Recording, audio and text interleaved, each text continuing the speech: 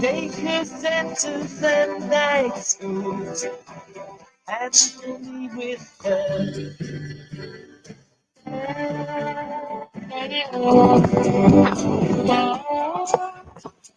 All right. Good morning. Good morning. It is 6:32. Take a look at the disclosure before we get into it. All right. Good morning. Good morning. My name is Scott Redler. I'm the Chief Strategic Officer of T3Live.com. Welcome to today's 6:30 Club. It's 6:32. It is April 25th. It is Thursday. A little volatility this morning. You know, Meta said they're going to increase their AI spending. IBM's earnings were a little less quality. Both were holding up, so they're getting hit, falling in the same kind of trap as Netflix, which was very elevated, and then, So expectations are high. So you have a lot of little things going on today. Anyway, let me say hello to some of my dogs around the world. Let's see who's tuning in. Let's see if anybody's awake. We got EK in the house. We got Enver in the house. We got Ali in the house. What up, Don from Paris? There you go. Actually, my wife's going to Europe next week with a bunch of her girlfriends, a bunch of 50th birthdays. They're going to Paris. Hopefully they have a lot of fun. What up, Austin? What up, Blair? Good to see you. What up, Bill? All right, Jose. Good to have you from Caracas. We got Obi Dweller, always positive from Sarasota. Good to see you. All right, guys. So some people don't love my little sauna videos pre 6:30 Club. If you don't, just don't click on it. You know, I'm up in the morning, 4:45, looking at what's happening around the world, looking at where the futures are at, how things are being affected by the overall news. Seems like Europe, took our tech move in stride. Even China. The Hang Seng is still up, had a big week. China kind of changed complexion. Yes, Korea was down because of tech. And now the question is, what kind of commitment do we have to this move that we've seen since last Friday? If you go here to the charts, you'll see that this is SPYs. Let's just give you, if I could just give you the chart here without me. Look at that. So there's the chart of the SPYs. If you remember, on Friday, we talked about putting the blood in the street account to work and buying some SPYs into this move lower. And then yesterday we talked about selling some strength, that a move from 494 to 505, 507 was one spot. And would we create some kind of V, or does it turn into some kind of W, maybe with a higher low, with some real bigger resistance right here, as we still had more scenarios to uncover? So the bottom line is, with the market the way it is this morning, it'll be a little bit of a test. At this point, the SPYs are only down 2. So with all that's, all the ranting and the back and forth that everyone's talking about, here we are at 503. We're not even at yesterday's lows. So if we could hold yesterday's lows, I would think that's like a huge win for this, potential new active sequence that just got some of the froth out of the market. If we were to break below 503, then you have this 502-ish area, and then this really is the line in the sand. You don't want to retrace more than that. Then all of a sudden, you just can't have that many active longs on. So I'm going to be watching to see, can we, hold 503 and maybe go green, or go below it and play with it a little bit. You also remember yesterday I talked about the Qs, hitting 429, and that was a nice quick move. We didn't quite get to a bigger spot, but you had to, react well to a Meta or an IBM for that. And now tonight we have Microsoft and Google. So the question is, are Microsoft and Google going to fall into the same type of move that, it just happened to Meta and Netflix? Meta and Netflix were both priced pretty much for perfection. Meta, like if you look here, this is where Meta was going into, the earnings. Look at the size of this move that we've seen in Meta. So Meta needed to be perfect, needed to have quality earnings across the board and guidance. But Zuckerberg's not doing a bad thing. He's just, coming out and saying, I got to spend on AI to keep up and continue to be in front. So the question is, will Meta, what's this? This is 447. Where's Meta this morning? Let's see. Meta is 4.25. Okay. Here's the SPYs down 2.4. This is down 13%. It's already off the lows. So you can actually take this even. So, so far this morning, so where did Meta get to this morning? So the low after hours was 401. So it's already off those lows a little bit. So right down 401. Okay. The question really is, for today, will Meta put a low in the first 5, 15, 30 minutes And can you buy Versa? Because everyone on TV says, I'm long Meta, I love it, and I can't wait to buy more. Well, let's see if they buy more. You know, don't believe what you hear either. So if you go back to the daily chart, Meta right now is filling all these gaps. So right now this gap is filled. So someone will say, hey, this now turns into an island top. You guys know what an island top is. Basically, all of these buyers here are now trapped. They're trapped, and the question is, you're gonna have another whole gap below it. So at this point, we'll see. Again, you go back to Meta for a second. Meta is at 4.25. Okay, and will Meta, will it put a low in at 420 and close at 450, or is it going to open at 420, 425, go up and go back and close below 400? And then all of a sudden this, turns into a pro earnings gap to the downside. So here is what is this? This is only that's the 200 day. So we're going to see. We're going to see IBM also. IBM, all these buyers now are trapped. I actually have a call spread in IBM. I'm going to lose money. It was $1.50 risk to make $3.50. I don't take stock into earnings. Yesterday, I posted my rules, that I got from my buddy Zanger 20 years ago. As an active trader who trades for a living, you never take stock long or short into an earnings report, especially if you get paid monthly, because you're guessing. If you're wrong, it's like, oh, Meta's going to be awesome. I can't wait for it to have a move like last quarter. You're down 60 points. You have a few thousand shares. That's not good. Oh, you guys want a little bit of light on the subject? Here you go. Hey, Red Dog gets a little light. Same with IBM. IBM gapped up, had all this sideways action. Now it's gapping down. So all these people are now stuck. Another island top. I probably won't play IBM now for another decade. So now the question is, are there new active sequence starting?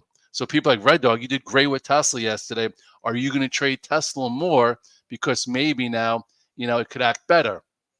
Well, here is now yesterday's low. This is 157.51. So I did make really good money on a call spread, about 150%. So now if Tesla is going to be any good and worthy of us putting attention there, it can't break below here. It's got to go a little sideways within this doji, and then at some point maybe take out this high. For this morning, let's see what's Tesla doing. So Tesla's actually up 36 cents. Woo! So it's not down with tech. It's not down with Meta. So maybe it starts to consolidate and act better and is worthy of real estate in your active trading plan, because there really hasn't been unless you're a really good short. So if you want to have this as a swing trade, say, hey, I want to give it to the gap area where there was demand, then that's your way to go. And if you think it's going to go sideways for a little while, which it might, and then take out 168 to see 175, we'll see if it starts. But if all of a sudden it starts to falter and go into here, you know what? I won't be looking at Tesla anymore. So it's just a matter of is it worthy? Some people ask me, they're like, Red Dog, why did you put on some Penn calls? Penn National is the company that who friggin' crushed way back when. This was $132 stock, and anyway, all the way down to here. So you know what? You have a Third Point got involved. They have earnings next week. It's more of like a lotto play. I'm like, you know what? The risk reward down here makes some sense. I don't want to be in the stock, but I could buy some $18 calls. So someone asked me why I bought that. I'm not thinking of a big move, but hey, maybe it can see 2022 or so. You just had a really successful basketball season. You have earnings you have playoffs and the NCAA tournaments. So it's just a play. As far as silver and gold and a lot of those things met my measured move 2 weeks ago when I called the top. I called the top in gold, into here, into this, big wide range bar. Now it's trying to hold the 21 day. You would think you might hold the 21 day. There's a huge move in the weekly also. But at this point though, it's in its little corrective phase and it's not worthy. Here is when gold was awesome. This is when it was ready to break above 193 and hit. Now chances are it might even be able to work its way down towards, the 8th day on the weekly. Same thing with silver. Silver, had a really nice move, hit 27.80, and now it's kind of working its way down. If you want to accumulate a little silver into weakness and go out a few months with options, that's probably a good way to do it, unless you just collect physical silver and gold every month like some people do. What up, Bill? How you doing? Roblox. I haven't looked at that stock in so long. I'll take a look at it. RBLX. It's gross looking. Oh, look at this. Just below all the moving averages. Yeah, like I haven't traded this. My traders haven't talked about this in a while. Wait, when's numbers on Roblox coming out? This is horrendous. It's not even worth it. Sorry. Anyway, let's see what else. So let me just show you. So this is Google right now. Google basically went out near the all-time highs. Google is right here. Go to the weekly chart. Google is priced more perfection than Netflix was and Meta. So if you think Google's gonna save tech today, hey, listen, you want to buy a call spread, the 160s by 180s or something like that, that's fine, but don't have a false sense of security. I'm not going to have anything in Google. Just to me, the risk reward is not great, and I don't really have FOMO there. NVIDIA yesterday, I was telling you, we just had a really nice bounce, and it's retesting the broken trend line. You could probably get short there, and a lot of guys made some good money short there. So what am I talking about? Well, this was the breakdown below your 840 or whatever it was, 830, 840, had a bit of a bounce back, and some guys did very well shorting that, or when it didn't hold the prior high here of 827. So this morning, what's it doing? Let's see.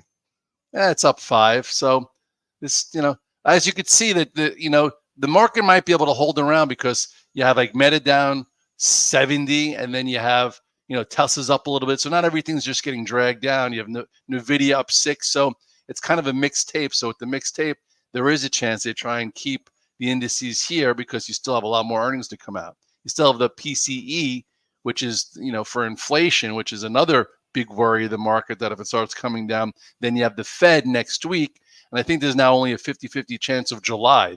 There's no chance for tomorrow. I mean, for next week. And then you have the jobs report Friday. So you have a lot going on. Be very specific. I wouldn't just be throwing money away in these earnings plays because they're hit or miss. You can be right and also be wrong. Actively trading, at least some things have made some sense. For today, there's not much to do in NVIDIA. If you think about it, it's up 5. It has room to here. It could also maybe go red. Some people do I think Apple could save the day now? Apple, gave you a quick little overthrow move. Apple's just horrible to trade lately, where all of a sudden it looked like it was going to break below, head towards 157, pop back up, but it's still just in no man's land. Apple acted better yesterday because they're like, if Tesla can go up because it's been battered and bruised on a crap report with hopes of the future, maybe everybody knows that the iPhone has slowed down in China and that they're not coming out with numbers, but they make gazillions of dollars. Maybe this, underperformance then turns into, I guess, a bit of a trade back into this area. And if that happens, then, the markets hang in there. AMD, AMD's a SHIT show, but, this too, like yesterday, I was like, guys, if you bought AMD, I would, in the hole or didn't, I would not be buying it into this resistance area, and it kind of reversed also, right? So there's little trades here. It's not, none of these things are having these awesome sequences right now. They're all kind of more in a corrective phase, and it's probably up a little bit this morning, I would think, but it's just not that interesting. But we'll see. I bet you AMD is probably up a little bit. If NVIDIA is up 6, AMD is probably up, let's see, 7 whole cents. Isn't that fun? Anyway, listen, we had a really big move in the markets in the first quarter. Right now, we're in a consolidation phase. Yeah, it's a money rotate. The banks just had a really nice move. A lot of you guys on Monday bought Goldman Sachs. If you bought Goldman Sachs on Monday, congratulations. Remember, we talked about this wedge formation. Okay, this was a great pocket pivot to buy, and now it's even holding here above, prior breakout level. So if you want to move around away from a little bit of tech, as tech, had a huge move since like the October, there are other things happening. Goldman looks good. Morgan seems on its way towards, breaking above this 94. Most of you guys are in this verse here. And we'll see. Bitcoin hit 66, 67,000, and now it's kind of, yesterday at least Bitcoin gave you some clues that maybe, some risk assets come in a little bit. What do I mean by that? Well, I'll show you right now what I mean by that. Here it is. Bitcoin. This was your spot where it was halfway within the channel, and got rejected. Right. This is Bitcoin. Here it looked like it was going to break out. It didn't. Here it looks like it was going to break out. It didn't. Here it looks like it was going to break down. It didn't. That's what a whole range does. So now what? I don't know. If you want to break it into like quadrants, the active bears just won the fight here. Now, if it comes back down, next time it might not hold here. So it's better do some work here and make a higher low if you think it's going to start heading back up. But we'll see. SMCI, no 6:30 club tomorrow, you foggers. Sometimes they do a 6:30 club on Friday, like at 9 o'clock. I just don't do it early in the morning. SMCI is so loose and wide. I'd rather see you trade NVIDIA or AMD, versus SMCI. You can when it's perfect, but SMCI also, we talked about, look at this small little bounce back. It didn't even retest, that 830, 855 area. But, there's some trades there. At this point, it's probably within this candle and not a whole lot to do. So with that said, so I wish I, had more. Like I was really, I was really focused coming on Friday, right? On Friday, it was focused. It's buying the SPY 499s and, buying my wife's blood in the street account. We were 5% or so off the highs. Yesterday, I'm like, it's a good spot to sell. I also sold some premium, made some money short, but I'm like, I don't know, are we going to continue to 512-ish and test this broken area, or is this going to be the move? And at this point, down open probably makes sense. We'll watch to see this 503 hold. If it doesn't hold, you have 502. If, that would be impressive if it did, really, to be honest. If it doesn't, then this really is your line in the sand. We'll see what happens here. If it creates better action, we'll go day by day. And 372 is the 200-day in Meta. Yeah, Ken, if Meta sees 372, chances are, we're not going to get such a big bounce today. Then you have to be very careful. Hopefully you have risk down anyway. This is remember I said the oscillator was minus 60. It was already plus 7 yesterday. So as of yesterday's open at this time with the futures up 10, it was like, all right, now the oversold bounce is over, and now the market has to prove whether or not there's enough good things out there to continue, or, do we pack and fill a little bit? All right. Some of you guys bought the Blood in the Street account. I said, listen, usually you get 100 handles. You get 100 handles off the Blood in the Street buy, and yesterday you're up 120. So if you base your IRA or your swing account off of that, hopefully you took it down and you made yourself 2-3%. And if you had stocks and options, you made really well. For her account, I'm not that cute. I'm not, if you go to the weekly chart, I'm not playing it for that for her. This is a long-term account that she can't contribute to. So if you look here long-term, I put it to work 4 times here, and then I think I sold into new highs, put it to work 3 times here, sold into new highs, put 3 tiers, sold it, 2 tiers, sold it, 2 tiers, sold it, 3 tiers, sold it, and now I put 1 tier. So I'm not going to sell it right here. If anything, we'll see if, all of a sudden things get weaker, and there is some talk that, if we get more tech reports like, what's it called? Like a Meta and Netflix. And so if Google's not great or Microsoft, there's a chance we see this spot. Small chance. We'll have to do a lot of things before then. If we do, that would be a tier 2.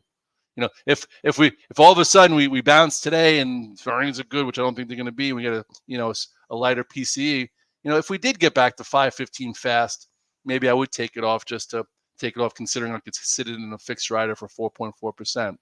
But as of right now, actually, this is a pretty interesting look right here. So if you look here, you took back a decent portion of this candle. Okay, this is not even 509. This is 507.37. So let's update this together as a group, right? So this is 507.50.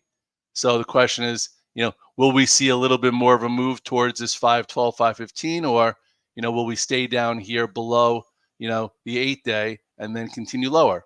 So we'll see. You don't have to be a hero. You don't have to be so active. Pick and choose your spots that make sense. that give you a high probability of making money versus no man's land, which you have to be patient with. All right, guys, thanks for tuning in. What are the tier 2 and tier 3? Well, that means we go lower. I only, in her account, I just buy extremes. I buy 5.5%, 6% off highs. Then in order for her to buy another tier, we got to be 8 to 9 to 10% off highs, et cetera, et cetera. And she has room for 4. But that's because she can't contribute, and that's just a great account for blood in the street. Other than that, 401k every month, 529 every month, her 403b every month. You don't have to be cute. I'm 51. I have 9 years of, until I'm even allowed to touch it, Besides my trading accounts, which hopefully I perform well and I make money because I get paid quarterly for my trading account, not monthly. So I try and just give you a big picture of 9 different ways to approach the market. And you might not be ready to do all 9. I've been doing this since 1997. 3 years in, I was just day trading, and I don't even think I had a 401k yet. Through time, you develop ways to, save for retirement, for college, and to do things differently in the market as you, evolve. So, evolve at your pace, and good luck to you. We'll see what happens today. Thanks for tuning in. I appreciate you.